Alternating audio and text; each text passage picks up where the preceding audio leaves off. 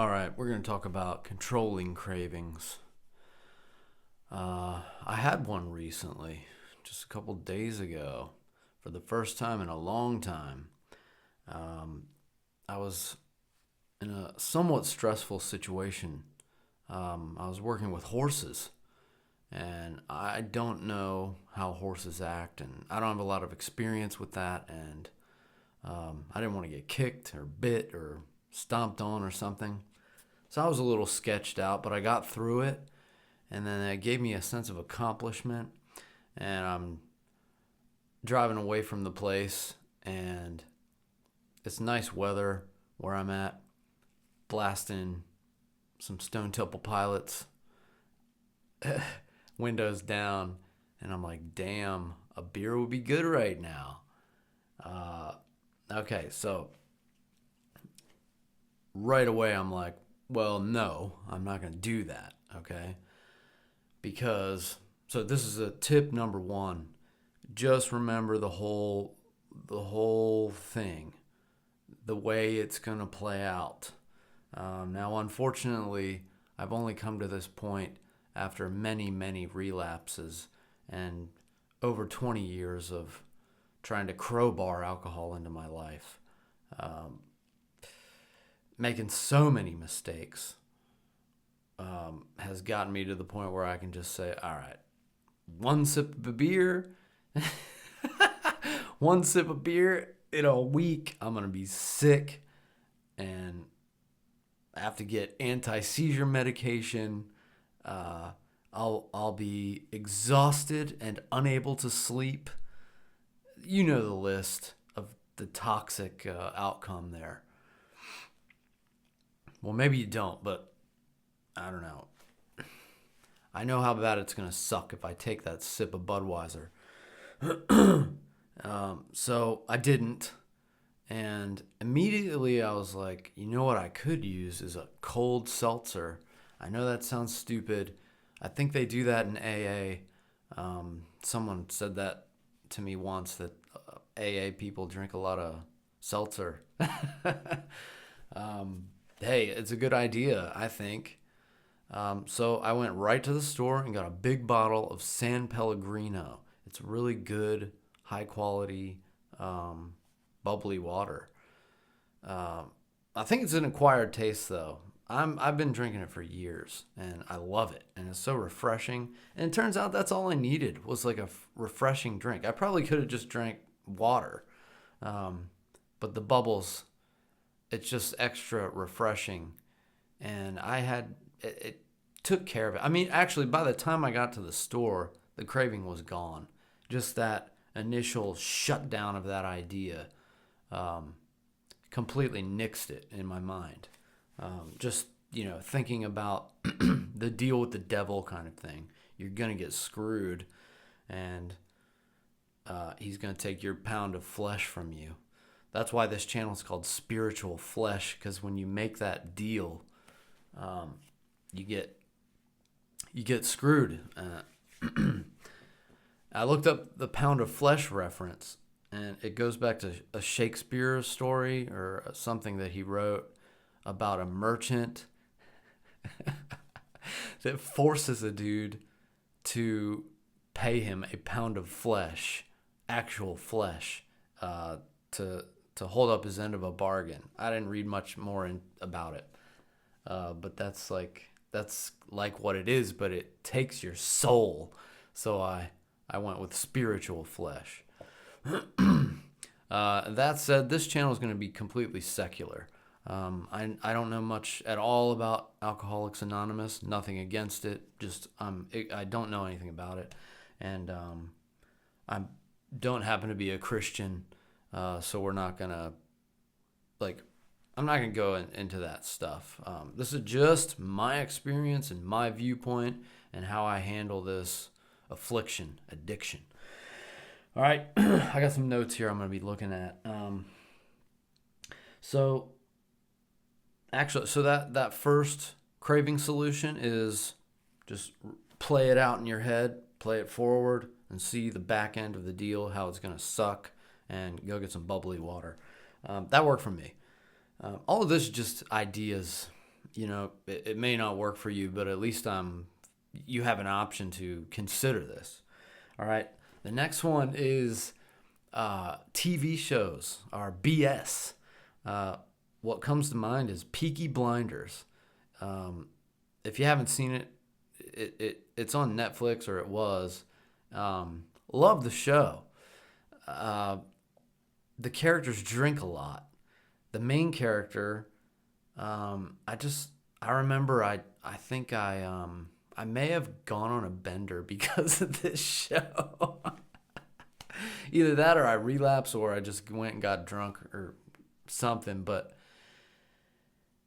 the lead character is really cool looking and charismatic, and he drinks all the time. And I remember this scene where he's with this babe and he's drinking whiskey straight, and and smoking a cigarette, and I'm like, oh man, I gotta have it. Let's go.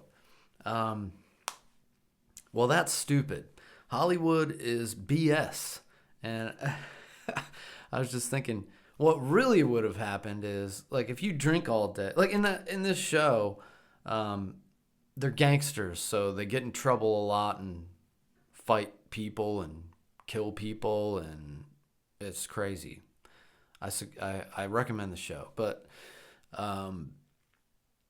yeah, what really would happen is if you drank all day like that, you wouldn't be able to run your business. Yeah, and you'd pass out. I would pass out at like 5 p.m. and then wake up at 3 a.m. panicking because the stores are closed and I can't get any more booze and I'm going into withdrawals. And if Hollywood made a show like that about gangsters, no one would watch it. So just remember, TV is BS. Like, there's a lot of enticing images we'll see, even in commercials and stuff. Man, don't fall for the trap. They're just trying to, it's like clickbait. They're just trying to get you to buy their toxic liquid or watch the show. Or not watch the alcohol doesn't make you watch the show, but they got to make it appealing and entertaining. Anyway, so I think you get the point there. Just remember, TV and movies, the drinking is never realistic. It always ends in pain. All right. Okay, the other one here is, okay, so here's a good tip that I came up with this just out of experiencing it, speaking about alcohol. I do not speak about it, at least I didn't, in casual conversation for months and months after I quit. I'm 10 months, no alcohol right now. So yeah, like if I was chatting with somebody just chatting with somebody, I would not, if they mentioned alcohol or being at the bar or a time they got drunk, I would just, oh, cool, haha, that's funny, and then move on. I don't share my own stories. I don't glorify it. I don't reminisce. Thoughts are one thing. If you're thinking about it, you can think about it. Try not to glorify it in your mind or fantasize about drinking. But that's one thing, is the thought. That to me doesn't exist in the physical universe, a thought. But when you transform that into sound waves with your voice, you are taking that thought and manifesting it in the world that we live in. And not only that, it's traveling to another person and they are perceiving it, and now the thought you just communicated about it. And that to me can lead to a domino effect. It can start me down the road of fantasizing about drinking, that domino effect. So I just didn't speak about it. And I wouldn't do it now. I definitely wouldn't talk about like bar stories, hangover stories, blackouts. I just keep that to myself. Unless, if you're in a meeting or something, go for it. If you're around a support group, go for it. But if you're around just some random person at work or somebody that doesn't have an issue with drinking, I wouldn't even entertain it in conversation. So that's it in a nutshell. Short video here. Don't talk about alcohol in a casual conversation. Remember, the TV is BS. And crap. The other one is just remembering the back end of the deal is gonna suck, and go get some seltzer water. There's one more I want to tack on here, which is have an important goal. To me, that's an easy one, because I have goals that are like a burning desire in my heart. A few. I'm very passionate about certain subjects, and I have goals to achieve in those fields.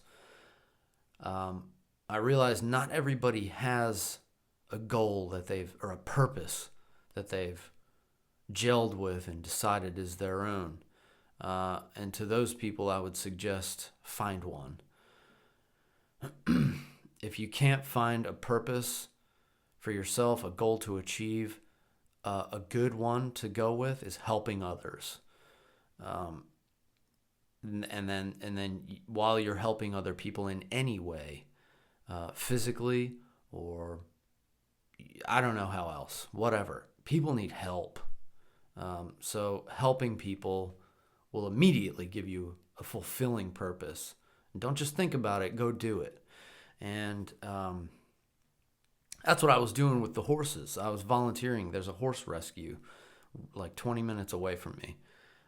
So I decided to get into that and learn basics of that. Anyway, so I'm helping animals. That's enough. Yeah, just help others. Animal, human, whatever. You start on that, and then it's going to be a lot easier to handle cravings, because it's not going to be worth it to you. It's like, man, I got all these people to help.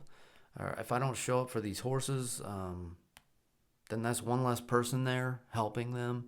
And then the people there are going to be down a person when they need people. And if you have a big lofty goal, let's say in art, like I do, I've abandoned that goal for so long, and it hurts. And now I'm getting old, and it's just not worth it to me to sabotage that anymore. I'm trying to put the pedal to the metal on that purpose and make it go right for me.